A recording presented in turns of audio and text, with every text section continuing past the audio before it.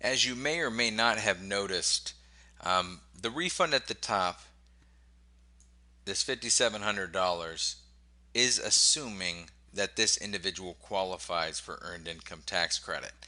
You may also notice that we haven't filled out the EIC due diligence questionnaire, the 8863, at this point. So, where is that located and when do we complete it? Well, as you can see where we're at summary and print. We've already gone through basic info, entered in all of our income, health insurance, and so forth. And we still qualify for EIC until we answer those questions. So if we answer the questions correctly, it stays. If we answer the questions to where it disqualifies us, then we lose the EIC, right? The circumstance doesn't apply, then you don't get the credit. So we're going to click continue. After this, you can see currently under our payments that we have 3,530 or 3359 in EIC currently calculated. If I click continue, it's going to take me to my EIC checklist, and we're going to answer these questions appropriately. Was the taxpayer a non-resident alien any part of the year? Well, no. Oops. No. And you can tab and arrow through the questions if you know how they're asked. Obviously, I'm just doing this for demonstration purposes. You need to ask your customer the question. Who provided you the information? Taxpayer or spouse? What information do they have in here to validate that they had a business? Well, they brought in their business license. We saw that 1099 miscellaneous that we input earlier. And why not? They got a business bank account. Can anybody qualify dependent as their own child or on their tax return? No. Do you have any residency documents? Yep, their school record, social security card, blah, blah, blah. Okay.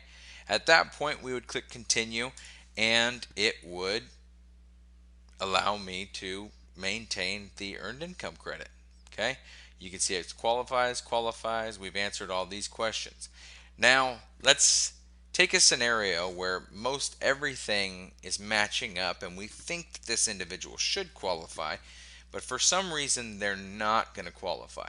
What I'm going to do is I'm going to go add some investment income, and we're going to drop off that EIC, and then I'm going to show you where it will tell you why this individual doesn't qualify, or maybe we'll bump up the dependent age or something.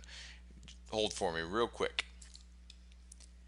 So I added some investment income to this return, and we're clicking back down through. We're getting to the end, and our refund's just not looking right, right? Why is it so low? Oh, what are we missing? I'm going to click continue to summary, and it's going to do some calculations. And what is it telling us? Reason for no earned income tax credit. Why no EIC, basically, is what we always refer to it as. The EIC checklist was not answered correctly. Well, yeah, it was.